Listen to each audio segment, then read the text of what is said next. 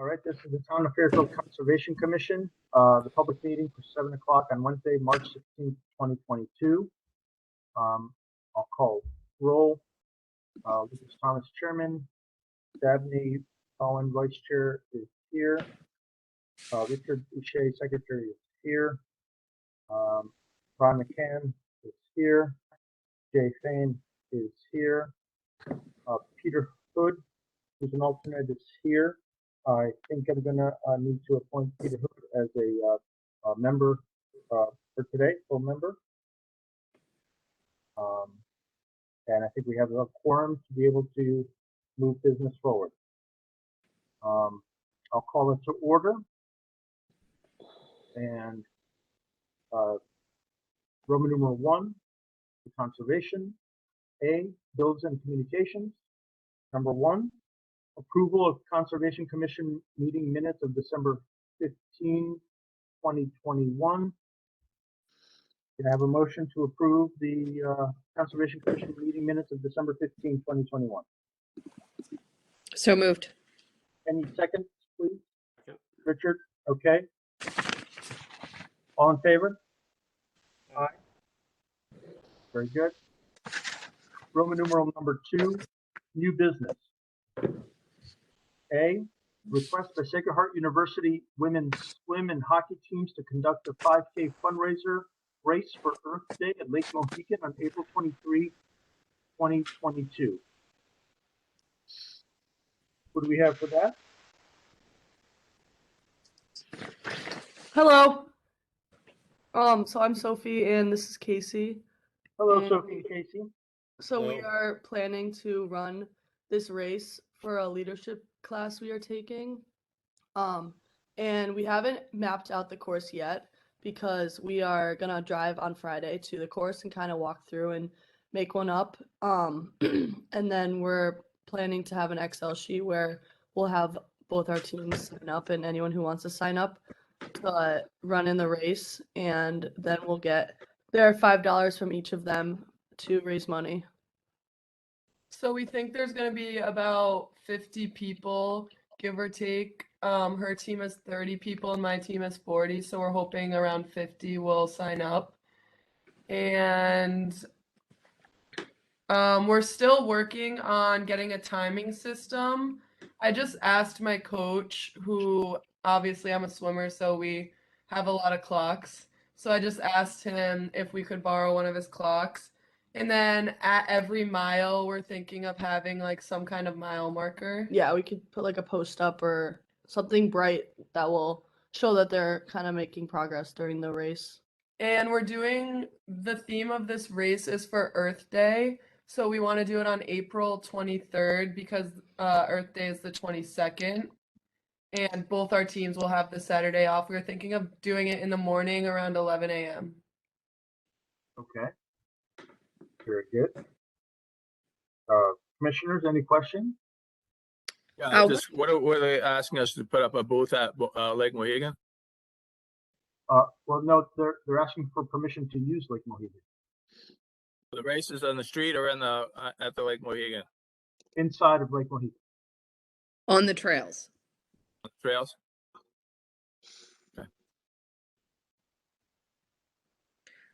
Ladies, do you plan on using the whole trail system? Or I know you said that you have to go there and map it out, but how much of the trail system there do you think you are going to use? Is it like a circle? Is Lake Mohegan like, would you run around the lake? Well, I mean, so you can start at the parking lot and there's almost a circle. It comes back around to Morehouse Highway, where there's then a sidewalk that leads back to the parking lot. Okay. So you could technically do a circle, but I think that the concern of the commission would be that on a Saturday, there are a lot of people there going for a walk with their kids or with their dogs, and the trails are pretty busy. So I think the concern would be the number of people running by with dogs loose, dogs on leashes, kids, strollers, elderly people, etc. Okay. If it's on the streets, I think you're gonna need permission from the police commission.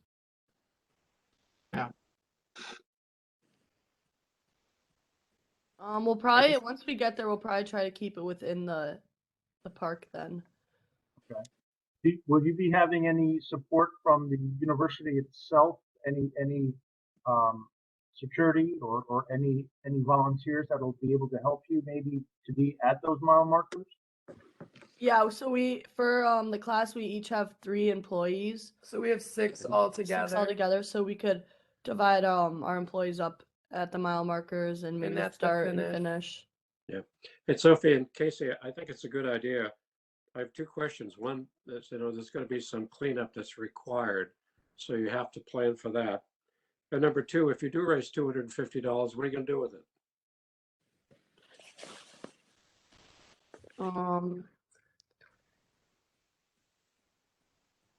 We'll donate it to the conservation. Only if we run, right? We have to run with you. No, but consider the cleanup. That's going to be an issue if you've got. And are the trails in good enough condition to run a 5K on? Yeah, just overruled me.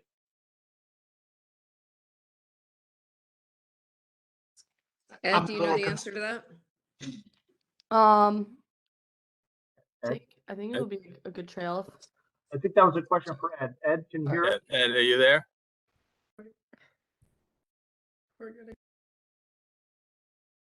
Ed, I think you're muted. He's got to be on this. He uses his phone. Ed? Oh, It usually does his audio on the phone. Yeah. yeah. And I guess the other question I had is Lake Mohegan totally our jurisdiction, or is it a Parks and Recreation also? So it's our,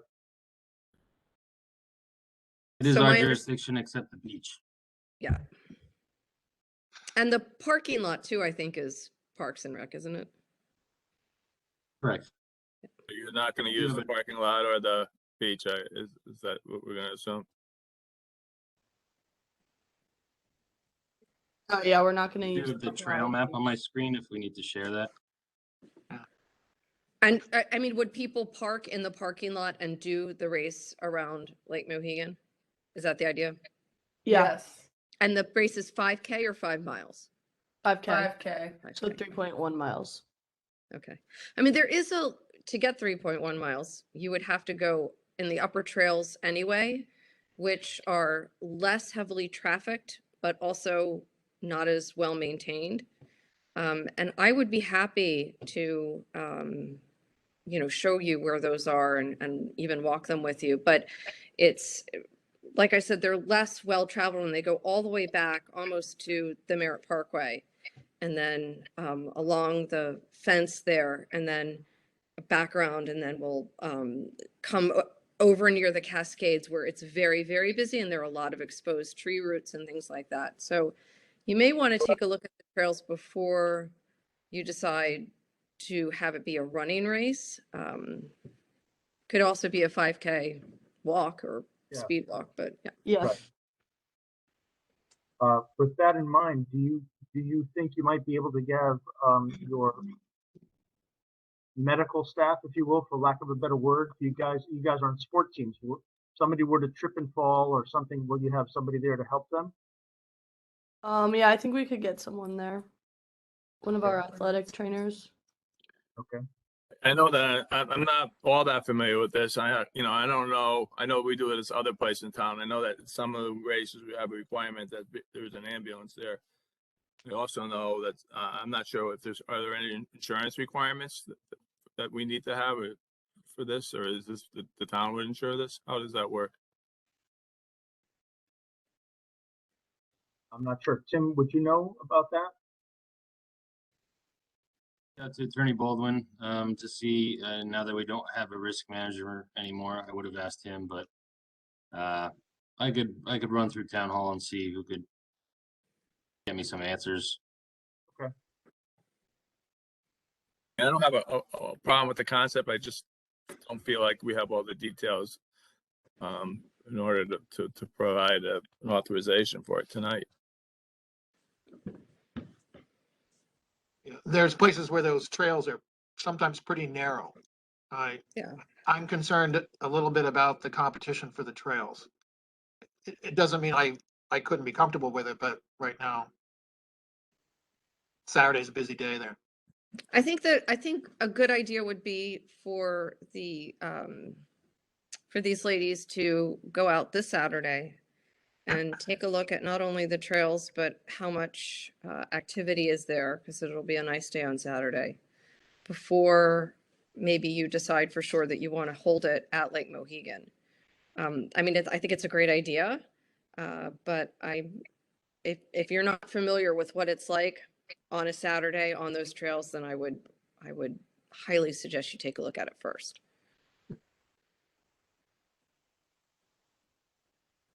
Yeah, the running, Dabney, with dogs and people.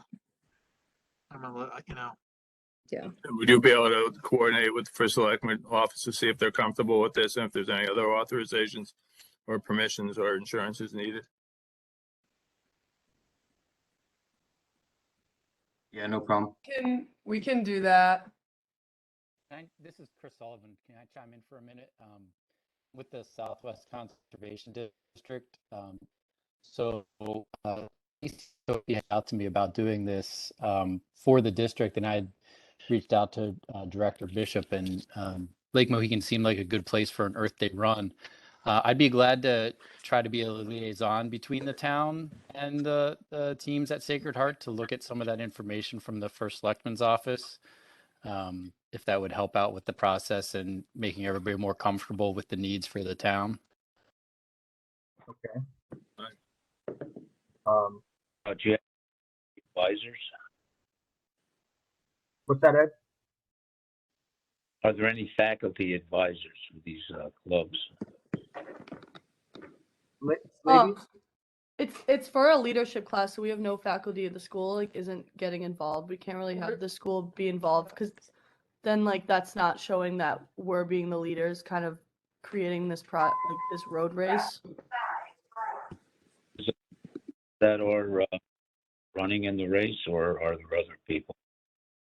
Pardon? Is it solely students, or are there other individuals running in the race? We're gonna have the race open to anyone, but we're starting it off with our team, so our students. Hopefully, we can get like our coaches or maybe some friends that are no longer students or still in the area to get involved. Okay, what you're going to need is you're going to need a certificate of insurance from the university for the students, and we'll probably have a release for anybody who's not underneath that policy that they must sign before they run. Can we just have like on the sign up sheet, like a waiver? Or do we have to actually get insurance through the school for it? Because if the school's not involved, then is it technically, it's not their liability? Right. That's why you're going to need insurance, whether it's, you would think it would come through the school, but maybe you can talk to somebody to get event insurance if you want to do it on your own, but I don't know how much that will cost. I'm sure that would cost more than you would raise. Yeah.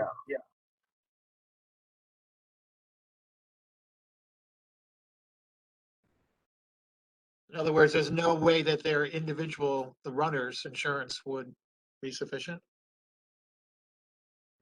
I wouldn't think it would be. You would want the event to be insured.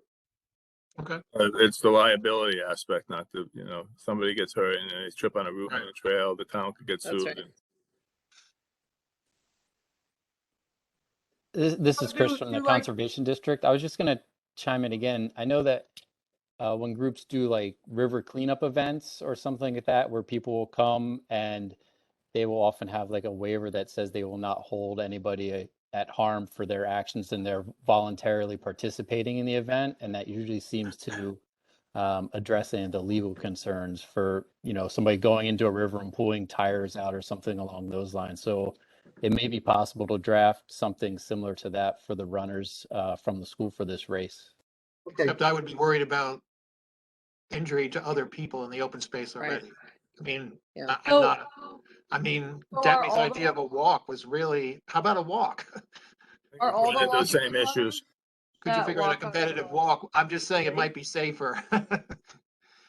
No, Are I all the think that we walkers can't on answer the that walk insurance on- questions. You're gonna have to talk to the, the risk manager or the first selectman office regarding that. We don't get involved in that. But I don't think we can authorize it without the proper waivers and insurance. Personally, I don't know how everybody else feels, but I wouldn't be comfortable. Ladies?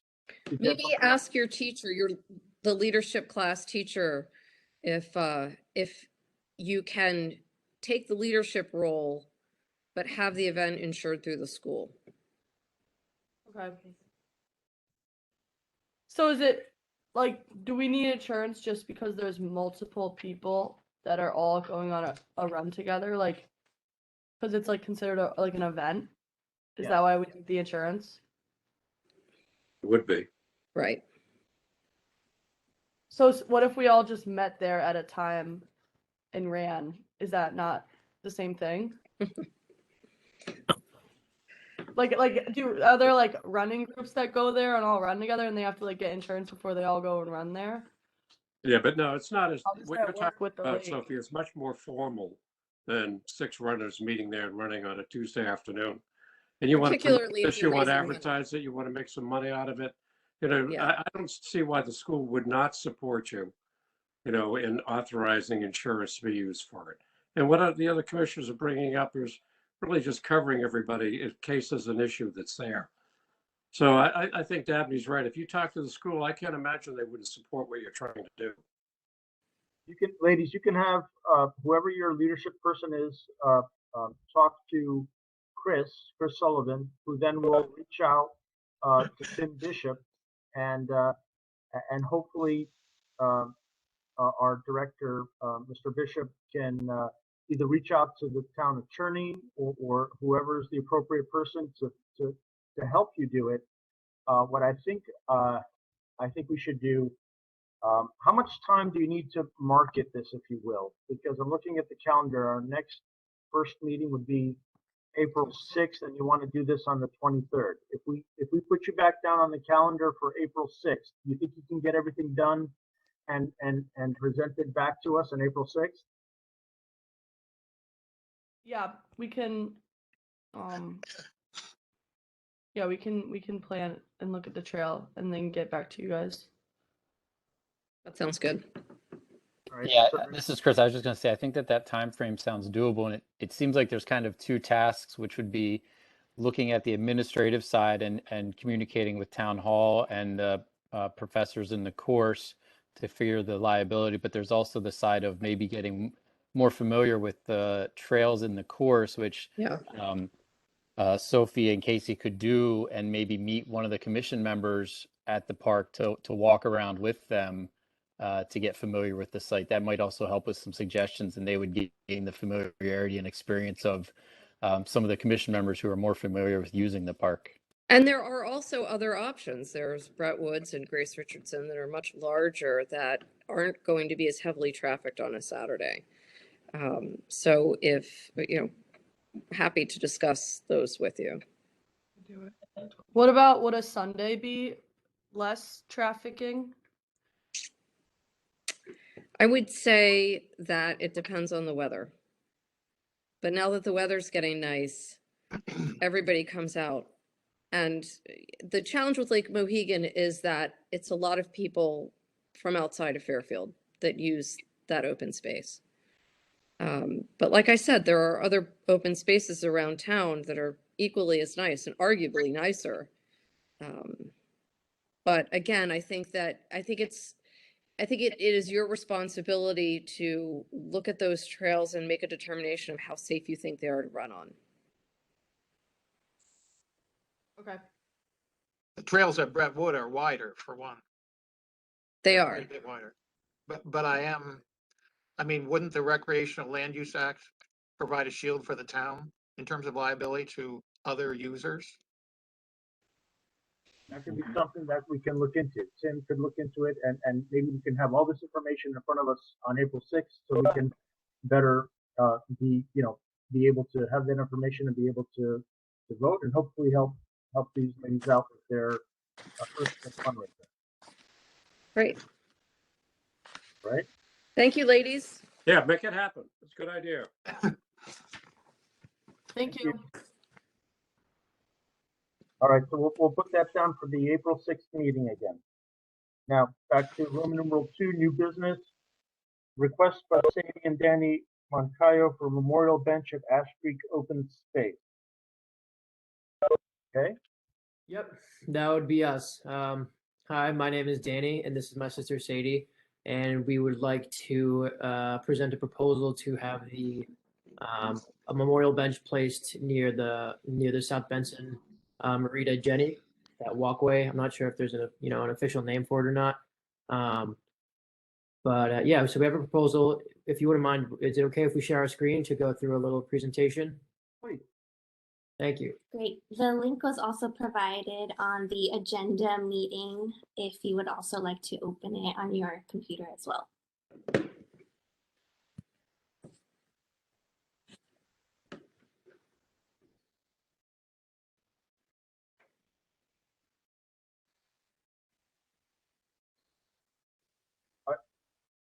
Are you guys opening this, or do you want to? I'm not going to be able to.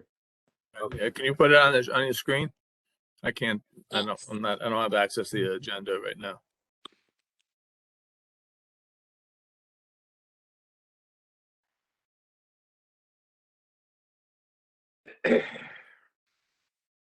Let's see. Oh, All right, do you have to give them permission to share their screen? yeah, I think there might be an issue here.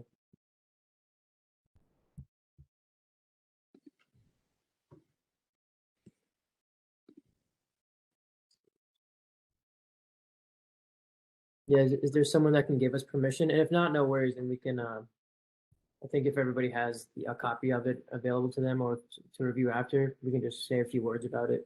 Okay, Taking a long time to open. why don't we do that? So why don't you guys, what you'd like to say? Yeah, Sure. Sorry, I was muted and didn't realize it. I don't know why. Usually it says allow people to share, and it's not giving me that option right now. It's at the bottom. No, it is checked off that anyone can share. So you should be able to. It's not letting you share? No. Are you all using WebEx through your browser or through the app? Through the app. Hmm. All right, give me just a second. It's the existing bench at the end, right? Ed? Yeah.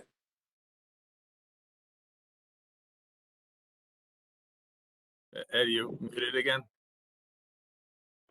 Nope, I'm here. You hear me? You hear me? all right. Yeah, it's the bench at the end of the peninsula that overlooks Ash Creek, right? Yeah, and the memo I sent out is heads on look at it. And you can see the other two new benches that we've recently installed in the last year behind them, background. Okay. It's a Sorry. Okay, my screen what- says viewing Sadie Moncayo. Here we go. There we go. Can everyone see this? really Yes. Let's see, gray screen, and I think it's getting there.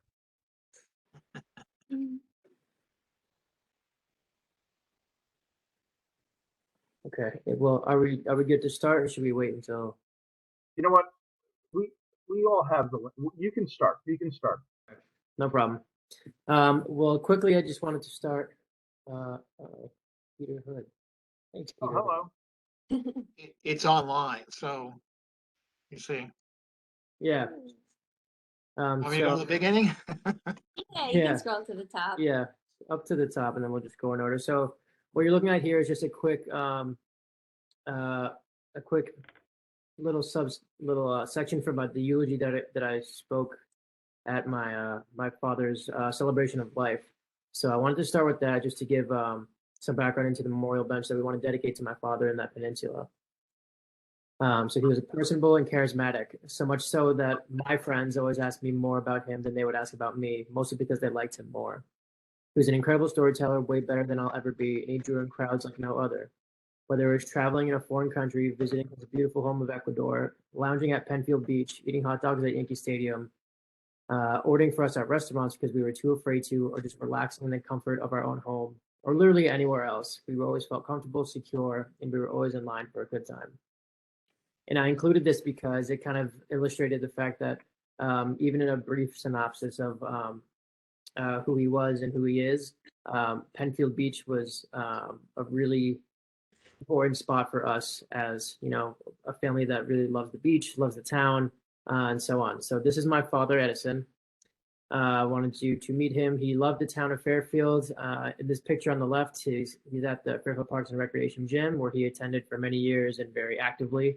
The picture on the right is him running a 5K right at Jennings Beach. And this is our family at Penfield Beach. My father, Edison, my mother in the bottom left, Mercedes, Sadie's in the middle, our other sister, Liana, in the bottom right, and myself in the top right, and our Westie, Teddy, who very clearly loved my father very much, as you can see in the picture. This is my father lounging at the beach, very clearly enjoying a beautiful summer day in Fairfield. He loved going to the beach. He loved everything about the water. And you can see in this picture that he was right in front of the peninsula in one of our friend's boats. And he loved doing that whenever he could as well. You know, the whole beach vibe, everything about that spot specifically. He loved to just stand there and watch the boats go by. This is actually a screenshot from a video of him standing there for longer than you would probably think, just watching all the boats go by and enjoying a nice summer day. And this is another picture of Sadie and my father sitting on that very bench, enjoying the day. And just a spot we really like to go to as a family with the dog, going for walks in the area, especially over the summer when the beach was obviously closed to any pets. That was a fun area to walk down and just to enjoy the day. And we spent a lot of time there as a family. So the next couple of pictures are the bench, obviously. It looks like it could use a bit of an upgrade, which is another, you know, maybe a little tick for us in support of installing the memorial bench there. And then the next slide is what the bench could look like if the memorial bench were to be approved. So yeah, so we like that spot specifically because we went there so much as a family, and my father really liked that spot and really loved to enjoy spending time there with his family, with the dog, with any other extended family or friends. Really just taking in the scenery around it and the whole beautiful nature of the area that was there. And we've lived in Fairfield for 25 years. And my dad, he really just made the most of what it meant to be a Fairfield resident, enjoying the beach, getting involved in the town at Parks and Recreation, making friends at the gym, and just being such a lively, personable, warm friend to everybody that he met. So this would truly mean a lot to us as a family. And my mom would also like just to come in and say hello if she's available. Just so you can get to see us as a family. But thank you so much for allowing us the opportunity to present our request to you. And thank you, Tim, also for coordinating. This is my mother, Mercedes. Good evening. Thank you very much for giving us this time and opportunity to present my husband and to get to know him a little bit. We miss him tremendously. It's only been 9 months since he passed. This would be a wonderful gift to us as a family. So thank you very much for your time. Thank you. Thank you very much. And again, sorry for your loss, and thank you for the presentation. Ed, would you like to say anything on your position? I just sent the memo out with the heads bench. Okay, so just nothing to add, just the memo itself? Yeah, just a memo itself. It's just that there's been a policy for the commission not to have memorial benches. Right. Bench itself is not a problem, but any type of plaque on the bench would be against policy. Okay. Yeah, I looked into that, and that's been the policy for the Conservation Commission. I'll just state that, but I'll leave it up to members um, on how they would like to vote. So, as far as a bench with a dedicated plaque,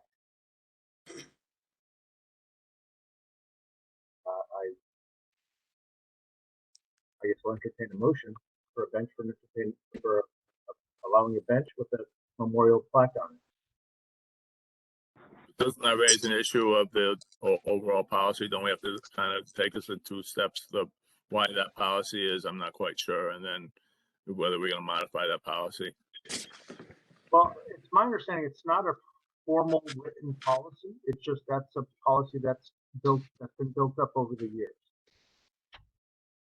Ed, do you We know- had a request for a memorial bench last year, Yep. and we denied that request because it has been Right. something that the Conservation Commission hasn't wanted to do because of the maintenance that many of these benches require. Now, that particular application last year was to put a new bench in a spot where there was not an existing bench.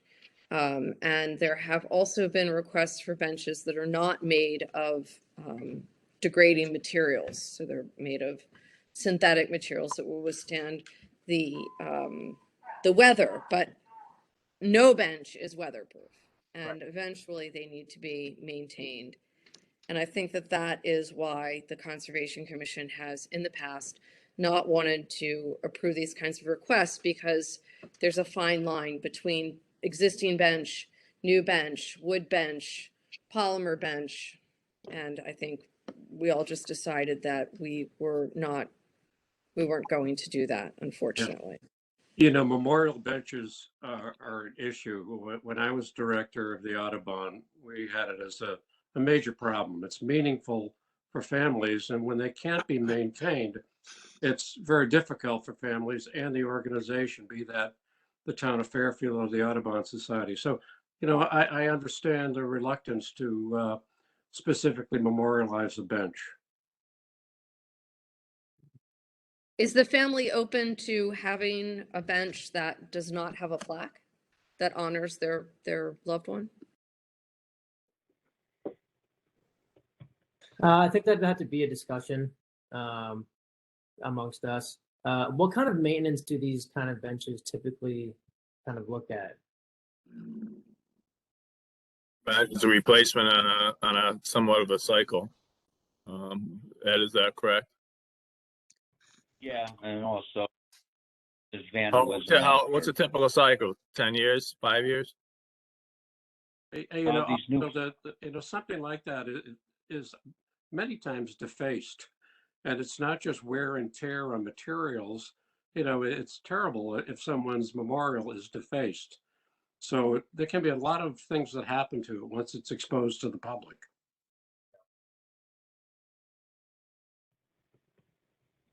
Like I said, Yeah, it sounds like there's a couple of discussions here. One is the overall policy, and the second is the specifics. And I don't know if I'm prepared to discuss it tonight. Would the Moncoya family like time to consider a bench without a plaque and come back? We can revisit this at our next meeting. I think that would be helpful, Yeah. so we can have time as a family to discuss the different options and what we would like.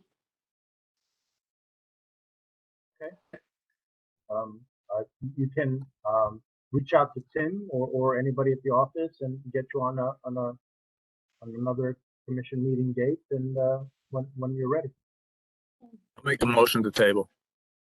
Okay. Second. All in favor? Aye. Okay. Thank you, folks. Thank you so Thank you much. so much. Thank you. Letter C, request by Forestry Committee to plant trees on various town open spaces. Hello, my name is Tom Carell, and I am with the Forestry Committee and would like to make a proposal to cooperate with the Conservation Commission and groups of facilities that you people are involved with to help plant trees in your communities or in your areas where people can enjoy them. I'm a member of the Forestry Committee, and I head up the tree planting program and cooperate with Jeff Minder, who's your tree ward. By way of the Forestry Committee, our role is to promote trees in town and to support programs with the tree warden.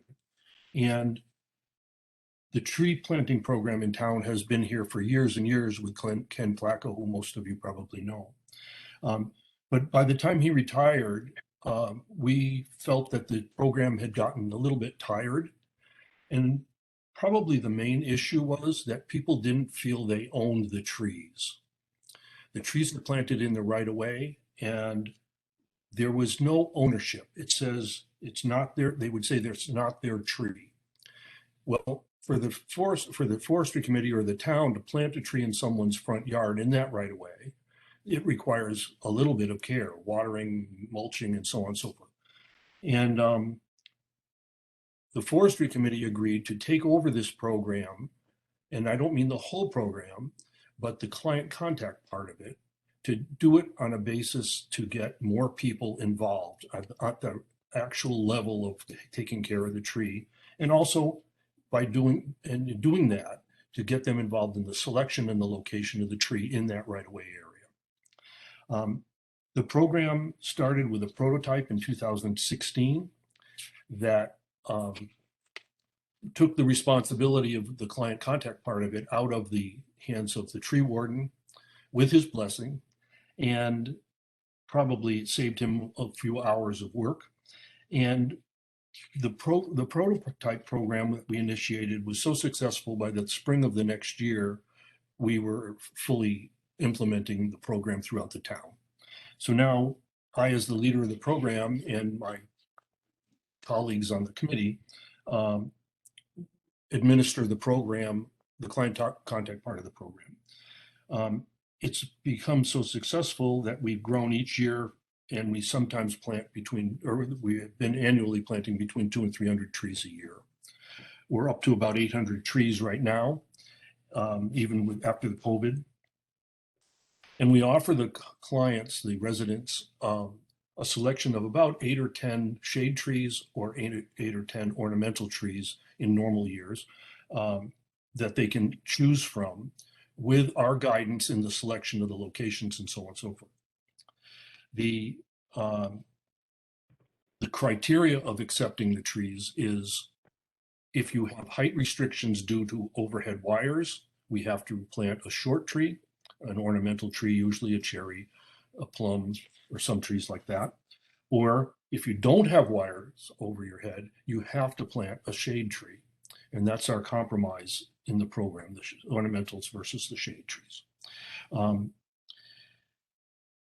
Further, we've taken this program to evaluate these trees to determine the performance of the various trees that we plant and how they're doing. And we have accumulated a database from evaluating these trees annually or periodically in the case of some of the older trees, to see how they're doing.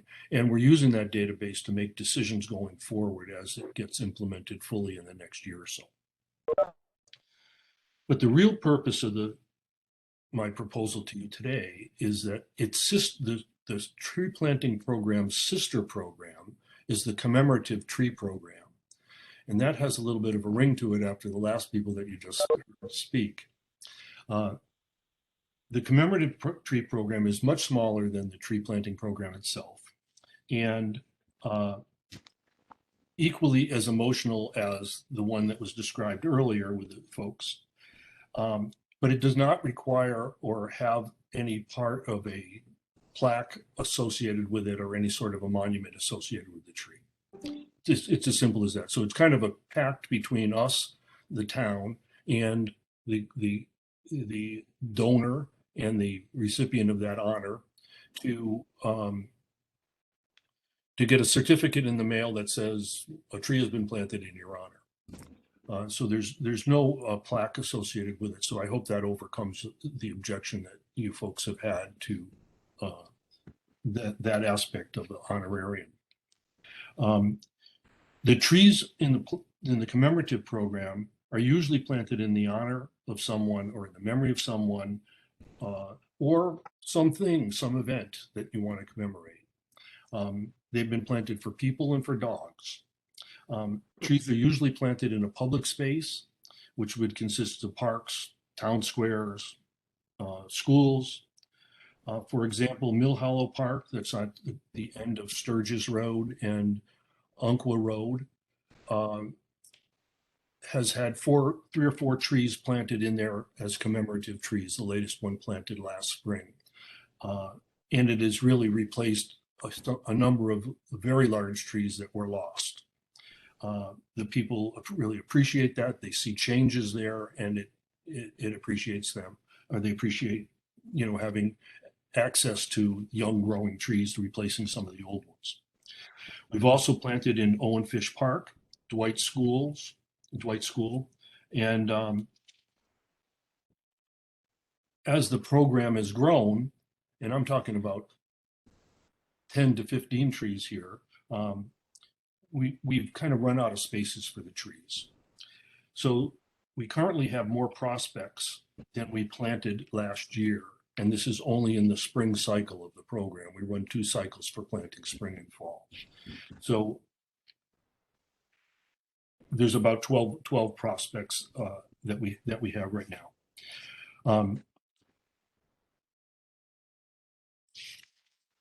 The same problem that we have with the number of locations, it seems at the same time, schools have made it harder for us to plant there. Parks have seemed to be uninterested due to a number of reasons. Some is that they're renovating a whole host of parks, and public spaces are at or near or over capacity, so they just don't have space for us.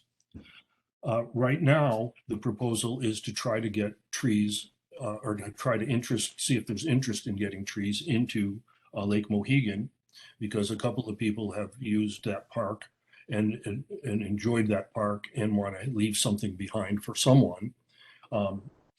But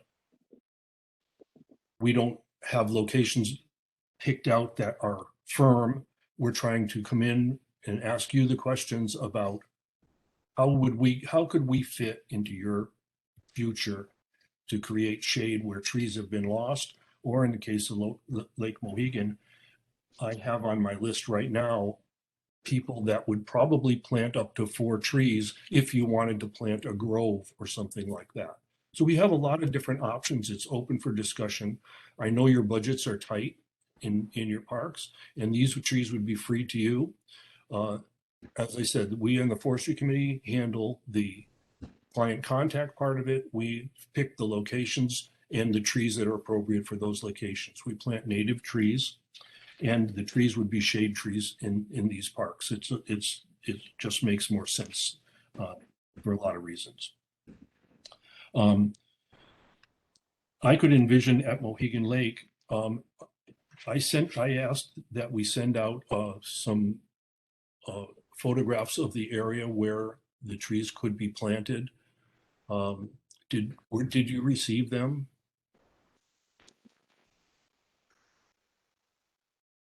Okay, I'll take that as a no. If you were to be in the parking lot of near the swimming area, the entrance to where the dog walking entrance is right at the corner of that parking lot. To your immediate right, after you go through that trailhead, there is a Pollinator Garden that is being planted in a strip that's about 5 or so feet wide by about 30 feet long.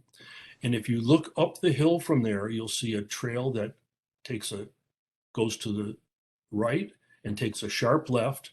And there's 2 big field-like areas there, one beneath the fence and one above the fence.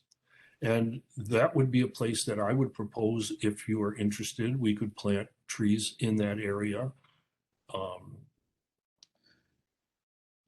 There's also space for a tree in the park area part of it. And I know this isn't in your venue, but there's options for trees there around the picnic area where trees could be planted or a tree could be planted, and even on the other side of the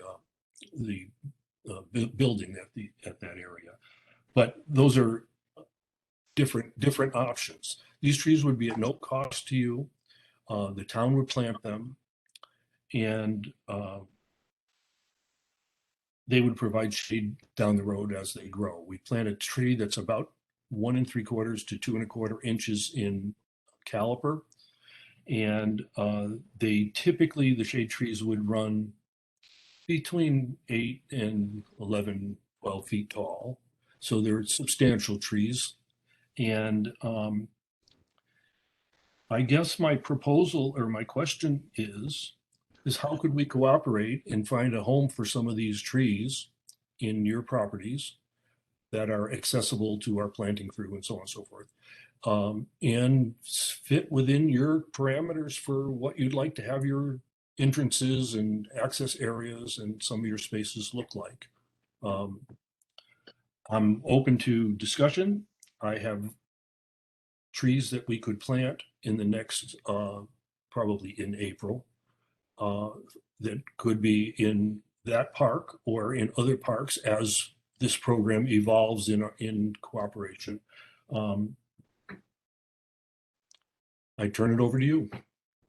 And if you plant trees on other open spaces, don't you?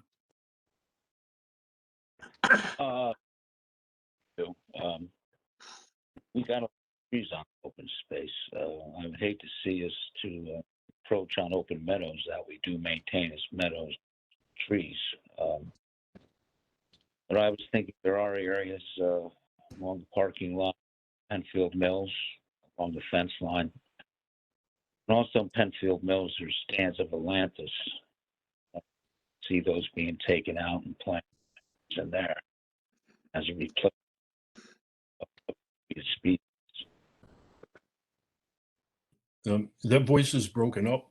I'm sorry, but I couldn't understand that, and I don't know those locations. Okay. Penfield Mills, can you hear me? Penfield Mills, okay. And Creek, that's over by the marina. Okay. Ed, what about Perry's Mill Ponds to help fight some of the erosion there? Trees in and of themselves may not be appropriate right along the embankment if you're trying to stabilize it. That's more shrubby species. Can we incorporate some trees along some of the edges, the meadow edges and things for so habitat diversity? We have quite a bit of area of open space. It seems like we should be able to accommodate this request. Yeah, that's what I was talking Penfield, along the fence line. And I know that some of the, we took a lot of trees down and we took a lot of invasives. Can't we put some along the edges, kind of just as transition zones?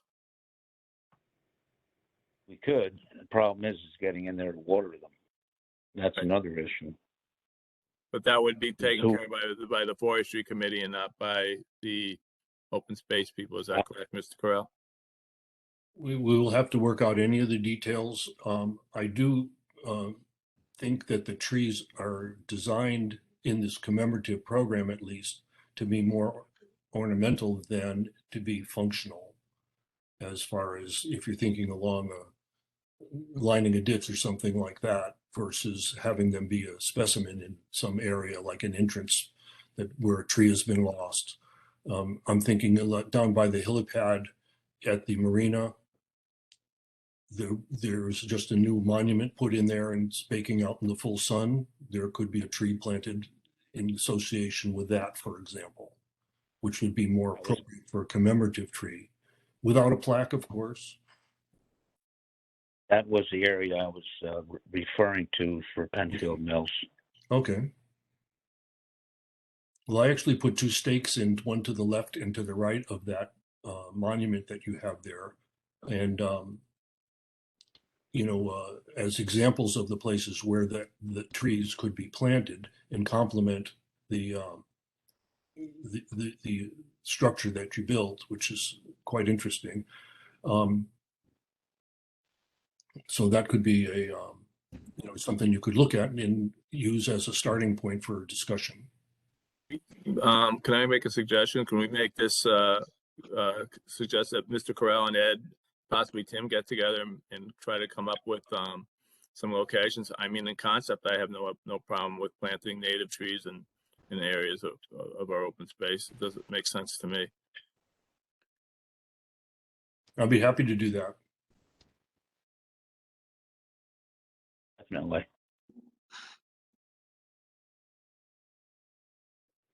Okay. In that case, you want to table this until April? So should Just I? make a motion that Mr. Corral and Mr. Jones and Mr. Bishop work together and maybe just report back to us in April on the progress. Okay. Anybody like to second that? Okay. Second. All in favor?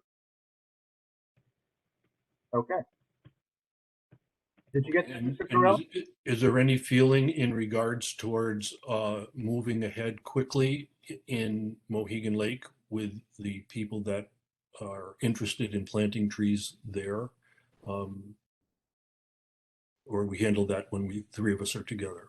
Yep. That would be what we would do. Three of you are together. Okay, great. All right. Thank Yep. you. Okay. All right. Okay. On this next one, I'm going to have to request that Commissioner Fain, if you could recuse yourself on this one. And for the remaining commissioners, there was an email that went out today with an attachment that was a memo that was prepared by Commissioner Fain. Do your best to not use that as a basis for any of your decisions that could be made on this particular application. I'll explain afterwards why, but I would ask that Mr. Fain, if you can recuse yourself for the record, and the rest of us will be able to move forward on this request. If that's the request of the chairman, I'll be happy to do so. Do you want me to turn off the screen? You can, but it's up to you, but you won't be able to participate or deliberate on this particular request. Okay. Okay. This is D, the request of William Kenny Associates on behalf of John and Karen Polian for a conservation easement modification of 265 West Lee Road. Who's here for the requester? Oh, there you are. Mr. Kenny?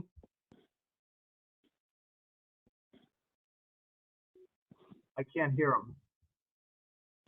You're muted, Ken. William, Bill. Billy.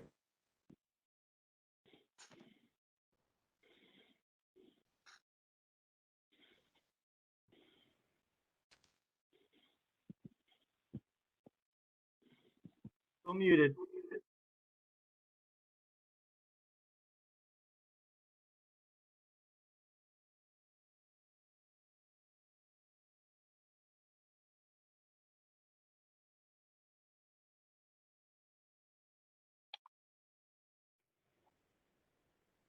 Bill, can you hear me? I think he's having technical problems.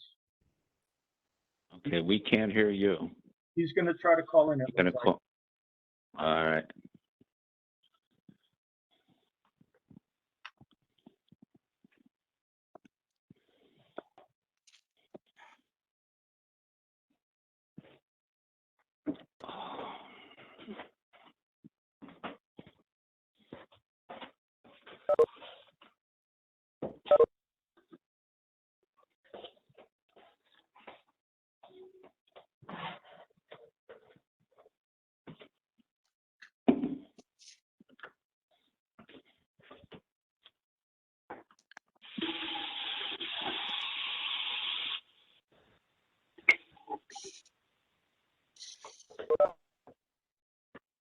Okay. Can you hear me? Yes, we can. All right, very sorry about that. Yeah, I'm not sure what was happening. It indicated that I was not muted, but anyway, here I am. I'm Bill Kenny. I'm the principal of William Kenny Associates in Fairfield, and I'm a professional wetland scientist and landscape architect. And here on behalf of the owners of 265 Wesley Lane, and the owners are John and Karen Paolian.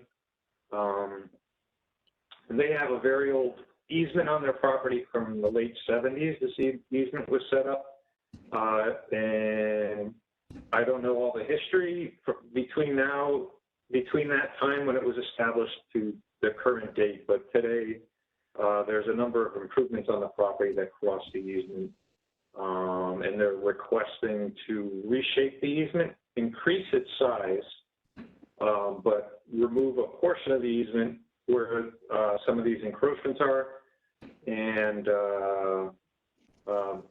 put under the easement a forested portion of their property. So currently there's part of the driveway, there's a pickleball court, a shed, portion of a patio, and a good portion of their rear yard that falls within the easement.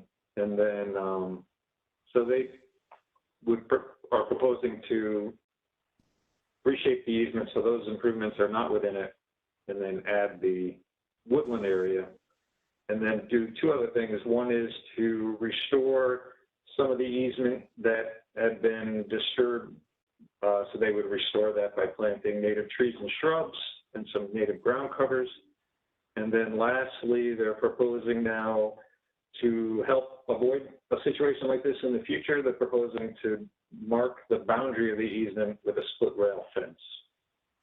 About 5 years ago, I was involved with a similar property in town.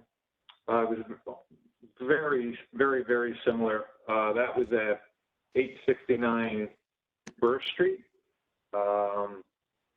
And the commission at that time did find that it was acceptable to reshape the easement, increase its area slightly, and yeah, so that was that. So there is as a commission, you have had some experience with a very similar situation in the past. I'd be pleased to, I can try to share my screen. We'll see if I can and show you.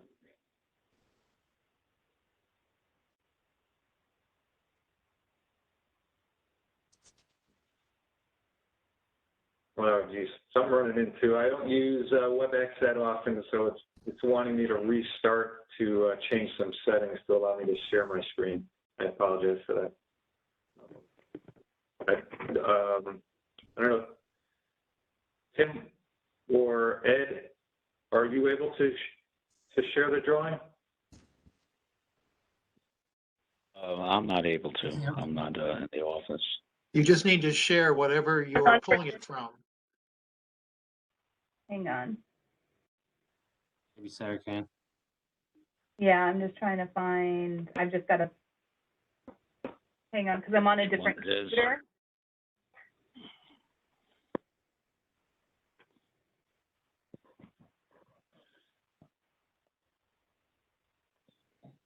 And I didn't have it pulled up and ready to go, so it's just going to take me a minute to find it.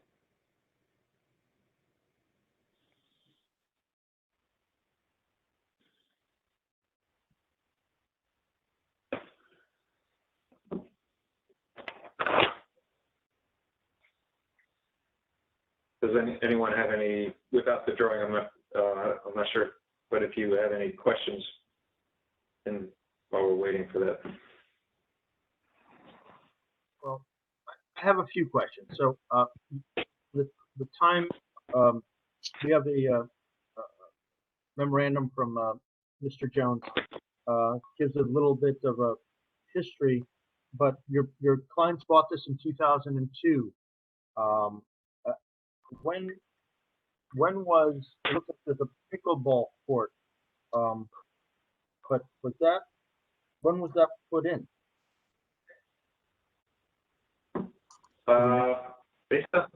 And unfortunately, I'm not sure I have a copy of the memo from Ed. I don't know if anyone could email that to you, if that would be Are possible. you guys able to see that? Yes. The drawing? Okay. Yes. I believe Sarah did some research and found that pickleball court is about 15 years old. Okay. Yeah, I believe aerials back to 2006 showed that it was there. Do we have any idea if the pool and pool decking and shed were installed at the same time as the pickleball court and also the driveway? Yeah, the driveway is, thanks, Amanda, the driveway is critical. Yeah. The pool was installed in 2001 under a certificate of wetlands conformance. Okay.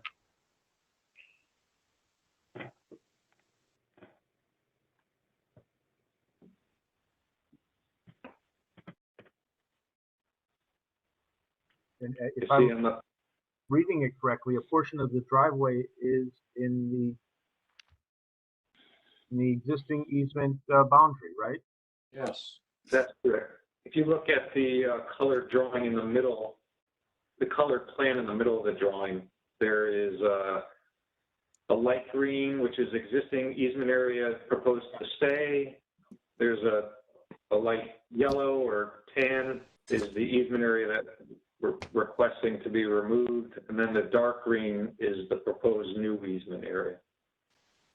Is the existing driveway asphalt?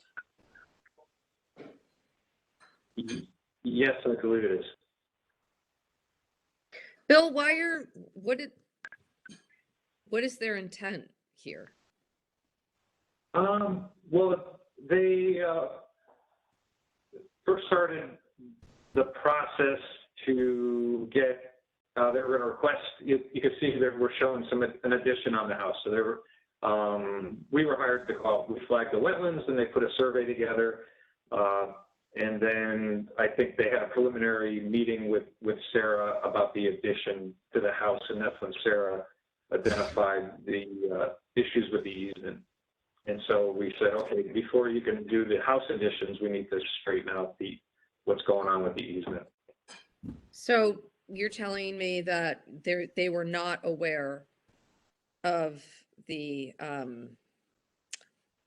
easement, the encroachment of the easement when they bought the property? That I have not had any personal discussions with the owner. I've been working through their general contractor.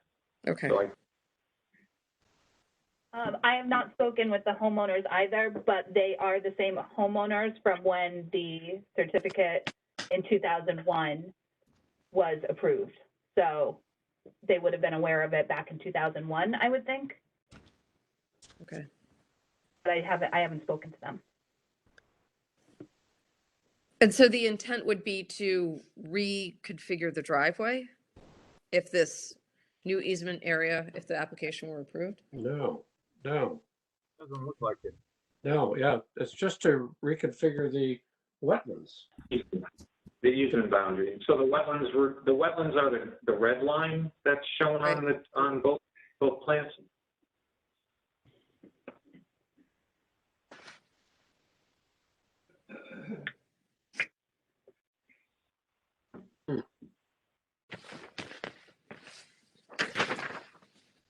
And again, so where the expansion in the dark green area, that's a forested area that's relatively undisturbed. Where the easement, where we're proposing to remove it, it's mostly maintained as lawn today, except for where there's the driveway or the pickleball court. Or the shed. And the shed. And they're going to pull the shed out. So we did not show the easement going around the shed. They're going to remove that. But the pickleball court remains. That's what the request is, yes. What is the pickleball court made out of? What's the material on that? It's usually rubber. That is a, With no drainage possibility? it's a paved surface, a painted paved surface. I'm looking at some photos now. Looks like. I think it's rubberized. Yeah. Yeah. And when it was first put in, it was a basketball court. And I guess the children have grown and it was converted to a pickleball ball court.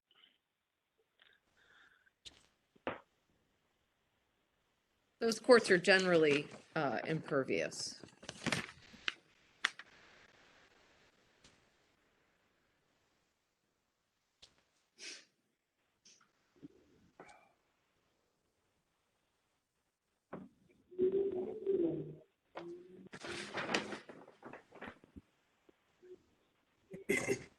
Do we know if that driveway, was it expanded from the time of their ownership, or was it built that way with that little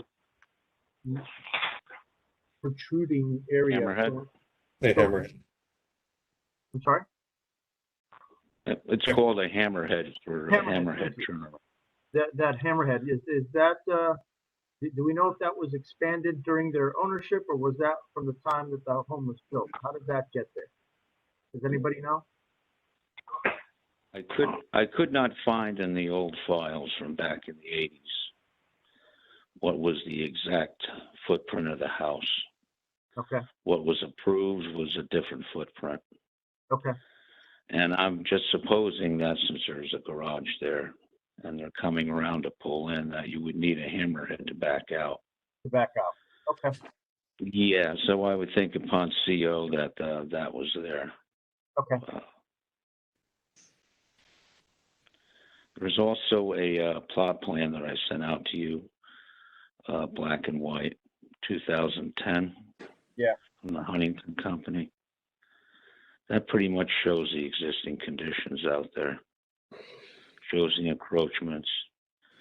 Shows the original wetland line from the subdivision.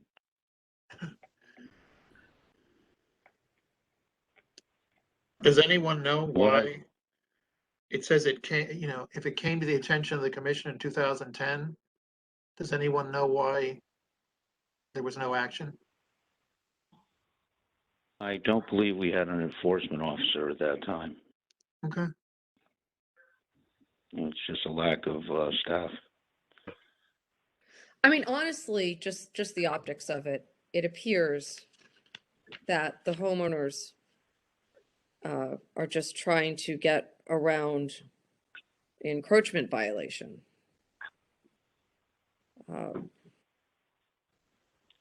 I mean, seeing as though we don't have any information about why the violation wasn't addressed in the past or wasn't addressed in the past, that's what it appears.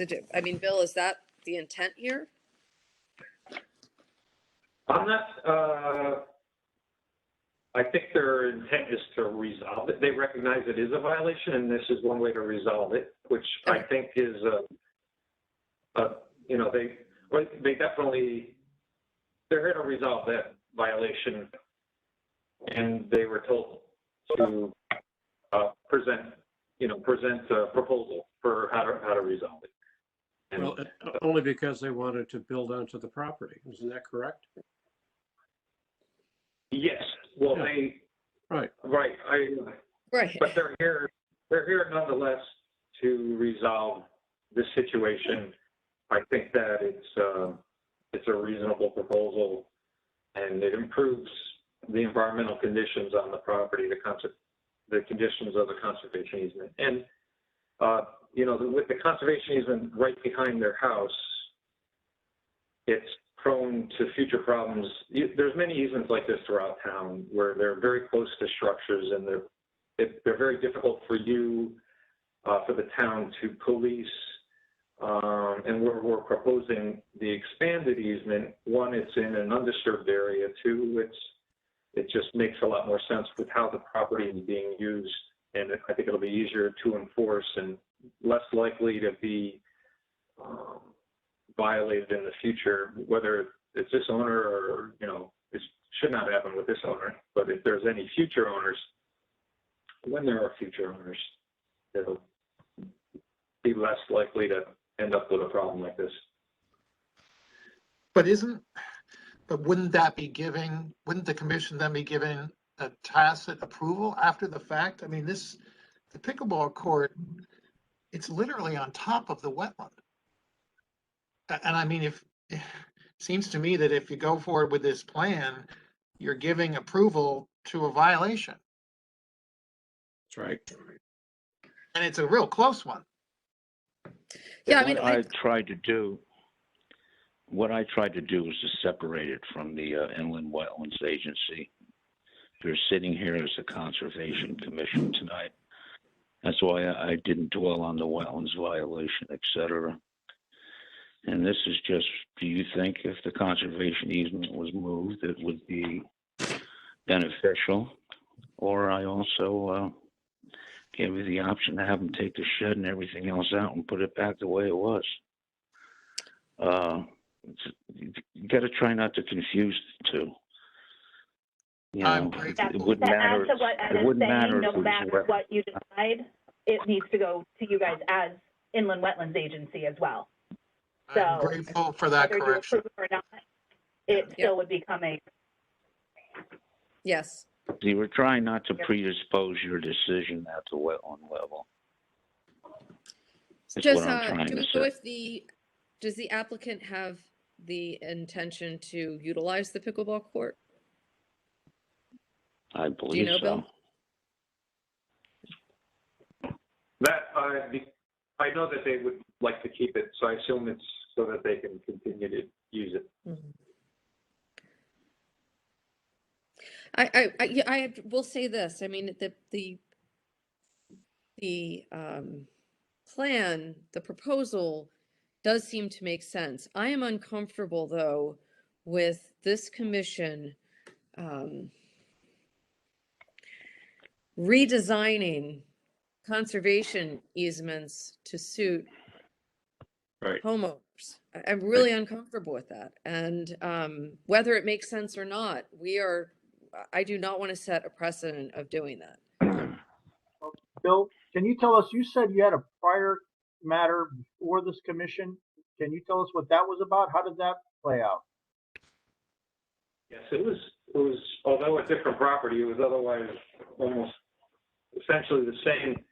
That was 1869 Burr Street. It was 2016, and the easement went through a portion of the driveway, went through a portion of the pool, went through their backyard. So did that, can you recall if that homeowner, after he purchased the property, did he install those things, the driveway, the pool?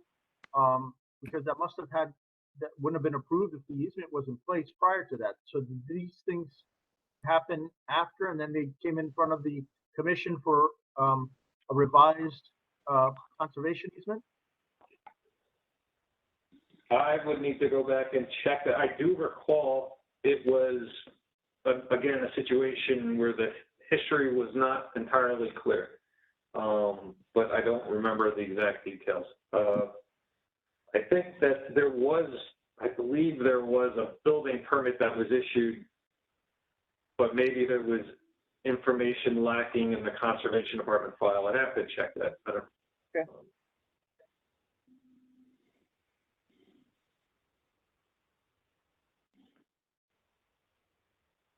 Commissioners, any further questions, comments?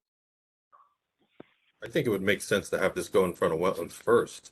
Kind of cart before the horse, isn't it? Well, by the bylaws, it has to go through Conservation Commission first. Well, it will. Well, it will. I'm not suggesting it won't. I'm just suggesting they resolve the violation first, and then ask for a revision of the conservation easement. How can they resolve the violation? They've got some major violations. Yep. Doesn't mean they can't resolve them though, right? Well, you got to tear up the pickleball court, take out the asphalt, and get rid of the shed.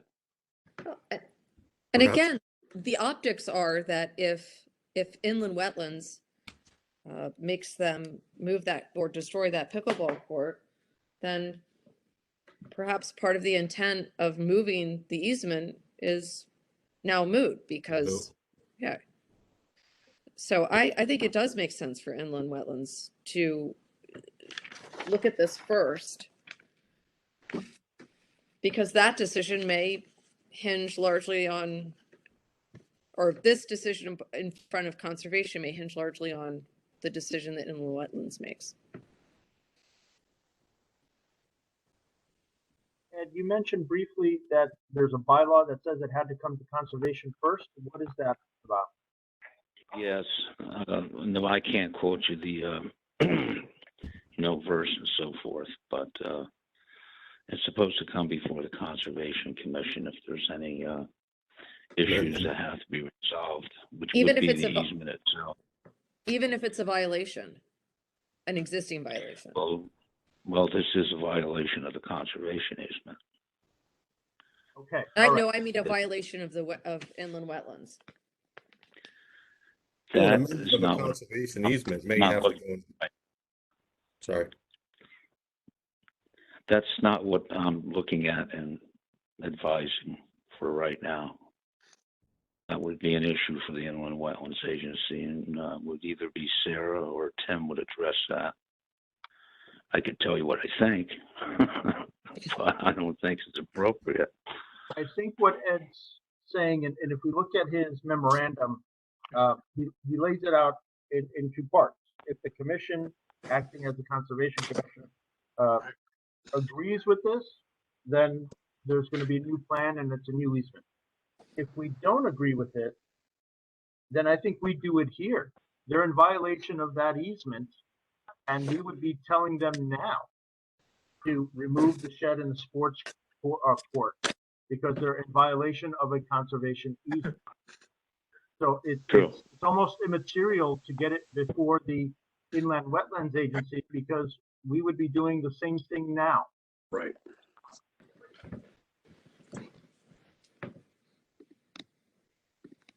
That's my understanding of it too, is that you can't, the Inland Wetlands Agency wouldn't be able to approve an activity within an existing conservation easement. So they would only really be able to possibly approve something outside of the easement. But not within it. So, yeah, not within it. So as long as the easement's there, it's your jurisdiction as Conservation Commission first.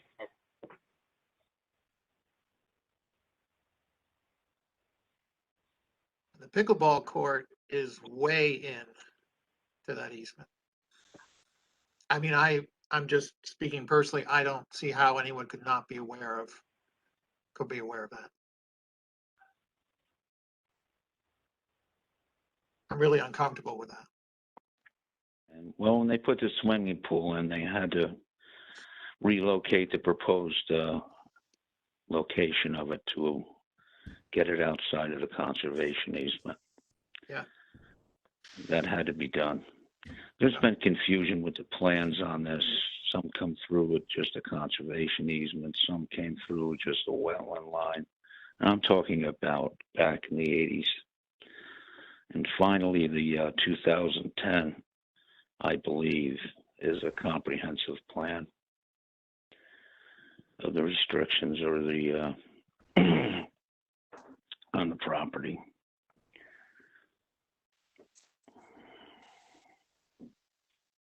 So because it doesn't go enforced for more than a decade, does the property owner have any leverage?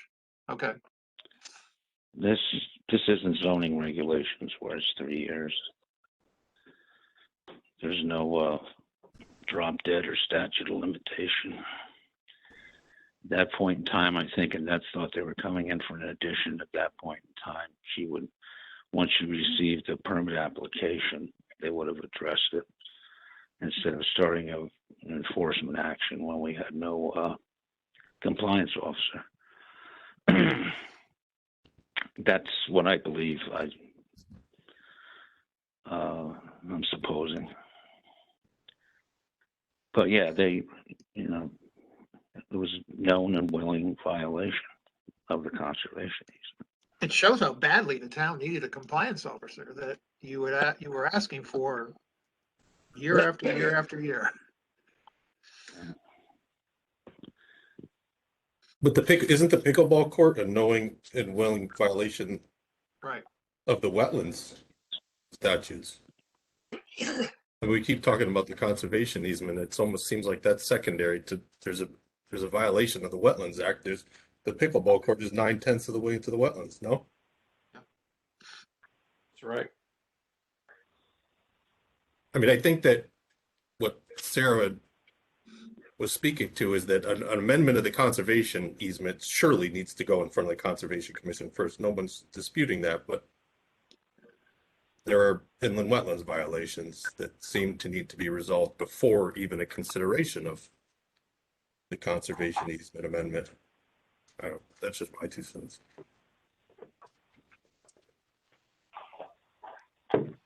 So maybe, I mean, it could always come back to this commission and then go back to wetlands, whatever.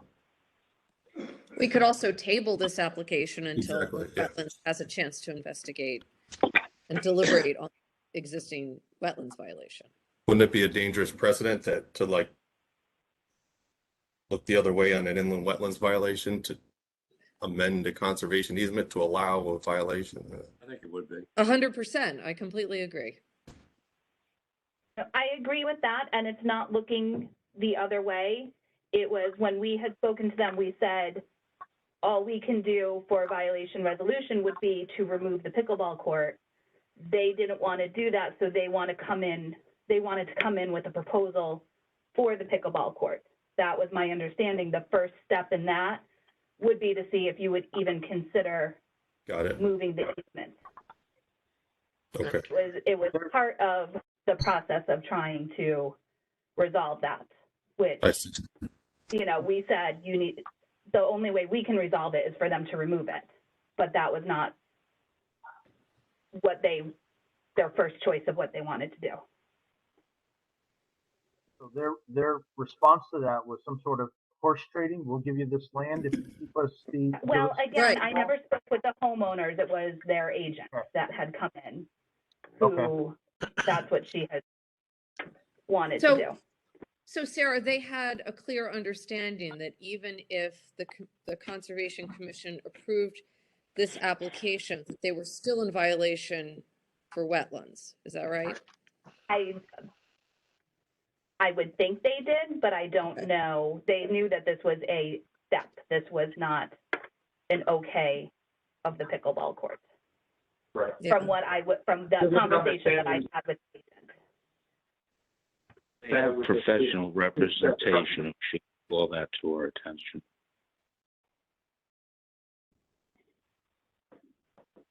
Is that, Ed, you're talking about Mr. Kenny?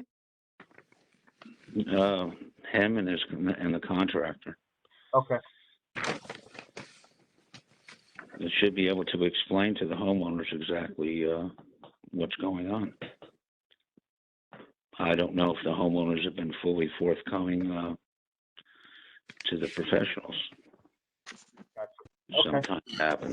My understanding is that I'm well aware that the first step is the Conservation Commission and then the Wetlands Agency, and that there's violation with both the easement and the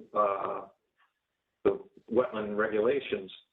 So we were just doing it in a step-by-step process with, as recommended, not the details of the proposal, but the process of coming to you first as the Conservation Commission, and then we'd have to come to you after that as the Wetland Agency. I guess my issue though, Bill, is that like, how do we, in order to resolve that pickleball court issue without considering wetland impacts? Right.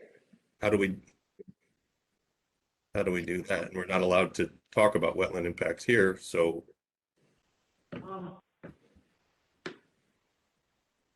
I don't think that mean, you as a commission will make your decision, but, and I'm not an attorney, but my understanding is that they're two separate decisions. So one doesn't affect the other. That you could, as a conservation commission, say, hey, the layout of the proposed conservation easement makes sense. And then you could say that, you know, when you get as a wetland agency, you could still deny it. I think you're acting as two separate entities.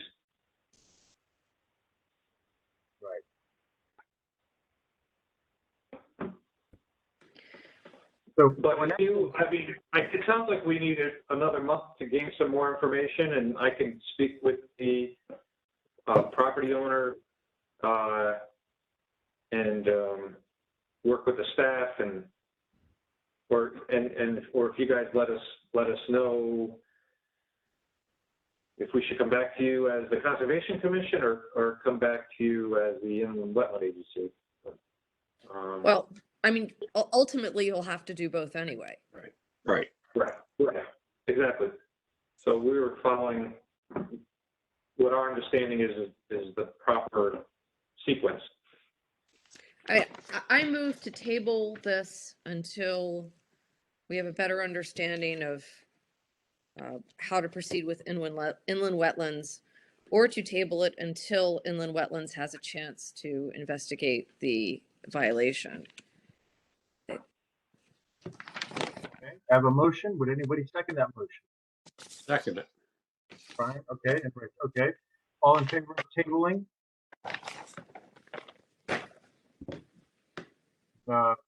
Okay, but it didn't see Peter? Yep, okay. All right, well. All in favor? All in favor of tabling the motion until we figure out the inland wetlands issue angle of it. Okay. Thank you. Thank you.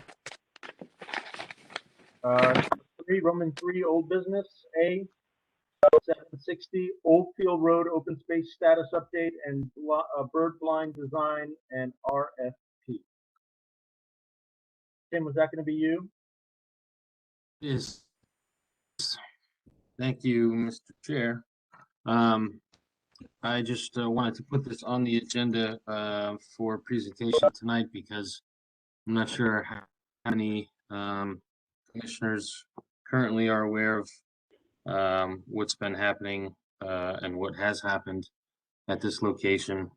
Prior to my taking the seat, and I'm not sure just who was on the commission back in 19.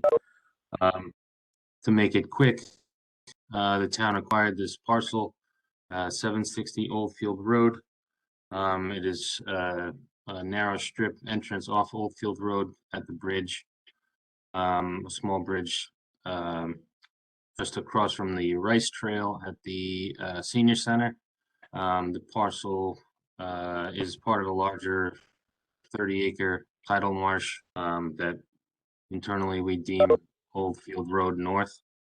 The parcel was acquired from previous owner, I believe in 19, under Mr. Carey's lead, as part of a DEP land open space grant. And it's a really nice parcel, and we're still working through the process with DEEP to get reimbursed the monies from the grant.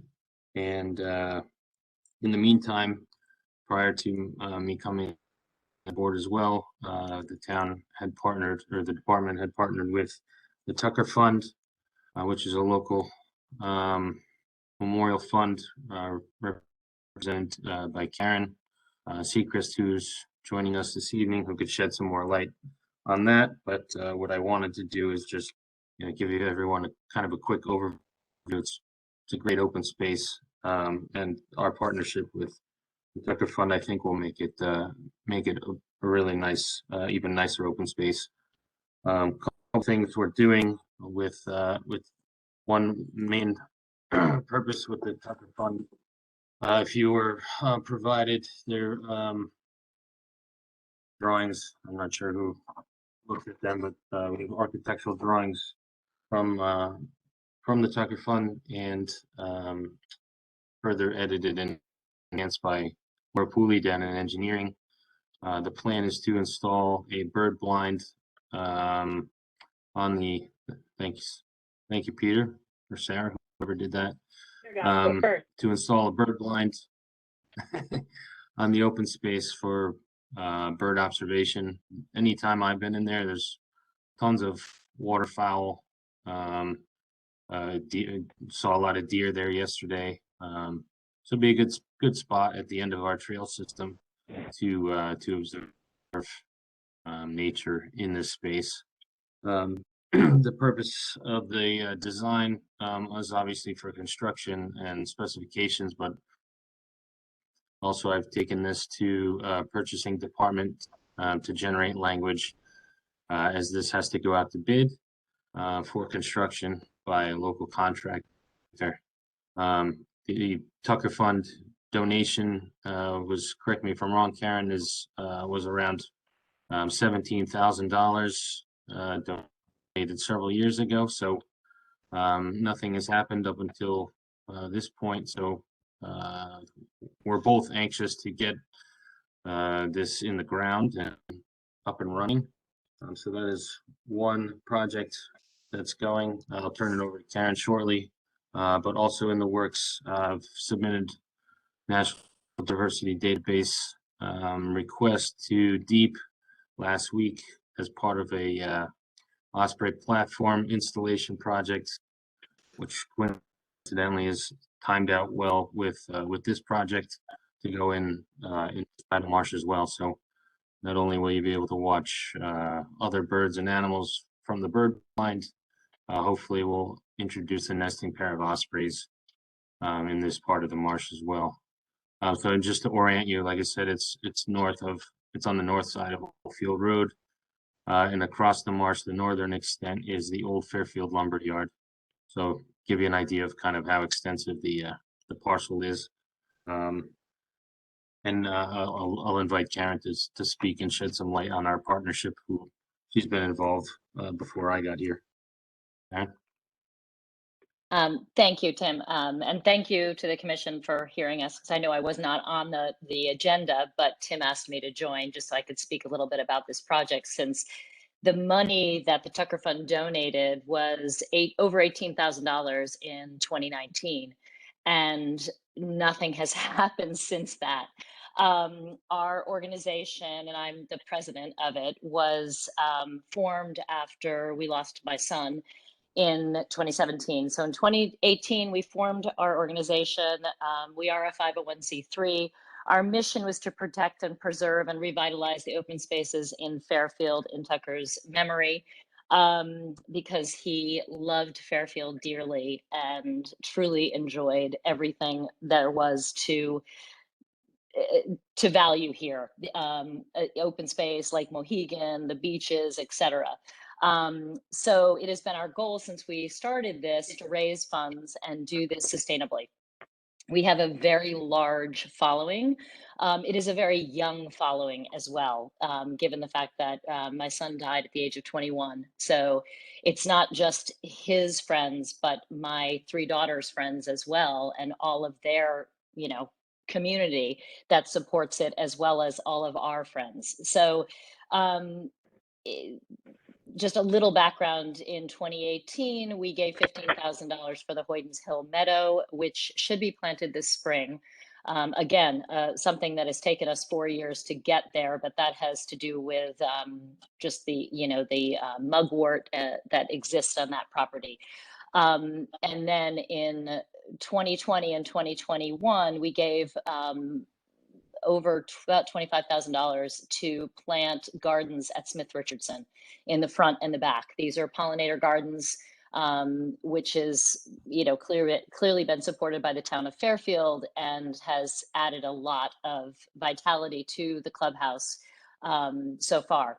So the bird blind or bird viewing platform, as we had, chosen to call it, so that it isn't misrepresented as someone thinks that they're going to go out there and actually, seek to get rid of the birds. But the bird viewing platform was to, there's so many people who in town who want to go and view the birds that are there, see what's going on, admire the landscape. It's a beautiful marsh area. We actually, with a group of Tucker Fund supporters, cleared the area in the fall of 2019 because it was overrun with a lot of, I think someone had just been depositing a lot of junk there for some time. So when Tim came on, I said to him last fall, we need to make this project happen. Like, I can't keep going back to my supporters and saying, well, we're just waiting for the next step. So Tim's been incredibly helpful to us in moving forward. And hopefully this RFP can go out, sometime in the next week or so, and we can finally build this structure. And, our hope is that once we get that in place, we may, I think we have probably enough funds to also sort of, maybe put some native shrubs and plants around the structure as well to make it as natural looking as possible. So, Tim, let me know if I forgot anything. No, that sounds great. Like I said, I just wanted to bring everyone up to speed on stuff that has happened in the past with this parcel. It has a lot of potential. This open space crew led by Ed recently put in a split rail fence up against the property boundary with the residential neighbor. And yesterday they were removing a lot of that garbage that's in there, concrete bricks. There's old steel trailers and, plow blades from trucks and all kinds of stuff. Fence, chain link fence just piled in rolls. So they got all that out of there. Just kind of prep the area. I spoke with purchasing this afternoon. I expect to have the drafted RFP by Friday.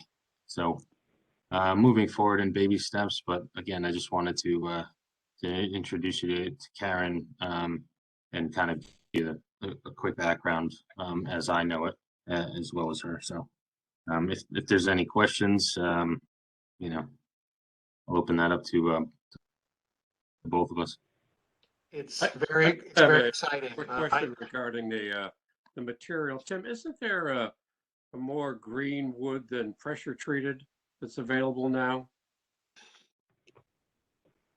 Yeah, there might be. I think engineering's specs on that because it's on a tidal marsh for it to not rot, and have to go through this rebuilding process due to exposure.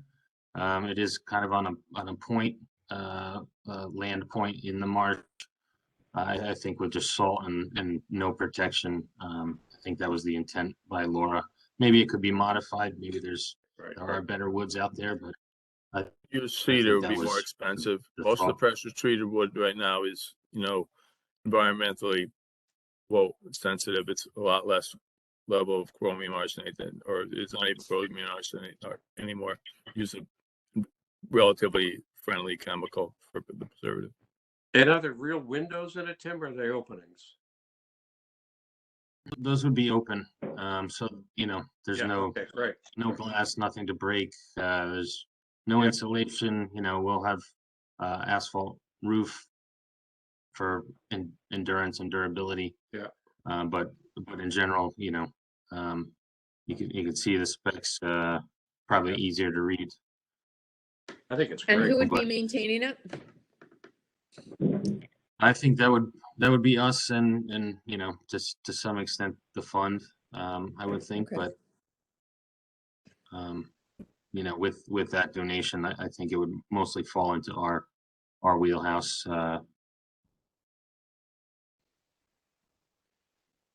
I think it's a great idea. Me too. I do think it's just for the record, slightly hypocritical that we do not allow for new memorial benches even without plaques because of maintenance issues. But we're willing to do something like this, which will arguably have greater maintenance issues. But I do see the value in this in terms of giving the public access to the marsh and the wildlife at the marsh. So, and I think that holds all the value that's necessary to approve something like this. So I think it's a great idea. This would be the first of its kind, Tim, in the town. And it was, I believe, correct, Ed or Karen, it was approved back then. I just think now it's more real that it's actually happening, and we have drawings and specs and RFPs. Right, but There's an observation platform in South Pine Creek. Now. Excuse me, there's nothing existing in our town like this now, correct? I think there's an observation platform in South Pine Creek open space. And have any contribution? Anyone else? No. So Tim, this was just for information purposes, was it? Or do we need to vote on something here? Correct. No, they're completely informational. I had put it under old business because this is going back 3 years. You know, I just, like I said, not sure who even knew this was happening, and I wanted all the commissioners to be in the loop on it happening and, you know, the progress being made. Great. Well, thanks for bringing up. Aaron, thank you. None of us knew about it because none of us were around 3 years ago. That's right. I was hoping Jerry Alessi was here because his daughter did grow up with my son, so he would know. And I did want to clarify, although Tim referred to it as a memorial, it is the Tucker Fund. We don't look at it, yes, we do these things, but it was started because of this, but not to memorialize him, if that makes sense. Yeah. Yeah. Excellent. Thank you. Thank you. All right, Roman numeral 4, informational. A, conservation crew work summary. Ed, would that be you? Well, we've been working at 760. A lot of event again with trees across trails and so forth. Crew is repairing a boardwalk today. We've had some frost heaves on the old boardwalks and have really done a mess to them. We're trying to replace those with Eagle Scouts. We have been working an awful lot on fiberglass tide gate door, about 20 years old, and it's taken quite a beating. But that's a process. Some of it's a learning process too, how to deal with material. And I'm sure there's a lot more that I can't think of right at this moment. Okay. Thanks for that update then. All right. How about B, startup of Friends of Lake Mohegan Group to assist in cleanup, invasive removal, etc. Tim, would that be you? Yes, it would. That myself and the department was approached by Amanda's here, as well as Mary Hogue and some of the others in town, part of other groups, that it would be whether we'd be willing to entertain and work with a volunteer group to assist us with cleaning up some of the open space and doing invasive removal, you know, kind of under our supervision in working together. So I would like to introduce Amanda, who's spearheading this. Is I think, kind of, correct me if I'm wrong, Amanda, is kind of like a pilot quasi town volunteer program, and you know, I would like to speak on that. So I'll introduce Amanda to you. Thank you. Hi, everybody. Thanks so much for all the work you guys are doing on this late night. So yeah, I live close to Lake Mohegan and I work on the Pollinator Pathway here in town, and the Pollinator Pathway resolution was passed, I'm sure you guys know, last year in June. And Tim and I are working with an Eagle Scout and Ed as well, to put a Pollinator Pathway garden in right at the entrance to Lake Mohegan. there's kind of a bare patch where there's just some wood chips, and Nikolai, he's a junior, he's going to transform that into a pollinator garden. Would love to be able to partner with the commemorative tree planting program as well to get some native trees there, because their trees are the most valuable plants for the pollinator pathway because of the seeds for the birds, the caterpillars, host plants, and pollen for bees. And so the idea is someone has to maintain the garden. So myself, Ted Lutchinger, and Nikolai's mom, and some of my other friends in the neighborhood are eager and excited to help maintain that space and maintain that pollinator garden. It should be pretty simple, but I think that there's, as you guys know, Lake Mohegan is a very, very well loved place and very well used by dog lovers and families. And there's garbage, there's poop bags, there's bottles, there's sometimes glass bottles, some fishing line that a group of volunteers could easily clean up in a 2-hour volunteer cleanup activity. Something that would be a little more involved might be invasives cleanup, and then plant natives to support our pollinators. So that would be a little more involved, and we would do that under Tim and Ed's supervision and guidance. Maybe down the road train people for how to identify invasives and pull it out, kind of similar to what Aspetuck Land Trust does or Audubon. And maybe even Friends of Lake Mohegan could eventually help fundraise for bigger projects for Lake Mohegan. So really just to increase, civic engagement and community engagement in a very well-loved part of town. That's the motivation. Okay, thank you very much. Thank you. Tim, anything else to add to that? Sounds great. Yeah, no, thank you, Amanda. Yeah, and I think she hit all the points, and to better increase that partnership between the town and volunteers of, groups of people that actually care, and we're willing to get out and do things. Like she said, if we were to arrange, an invasive pull day, that type of group and their network can, I'm sure get 30 people to show up to pull mugwort or do, whatever the case is, something so, that would be effective use of time, a shorter period of time. So I think it's a good start. I mean, I don't see any real problems or risk, coordinating certain efforts with the group. But again, like Amanda highlighted, they're gonna once the Pollinator Garden goes in from the Eagle Scout project, that level of work and to get it up and running and maintained in its early stages.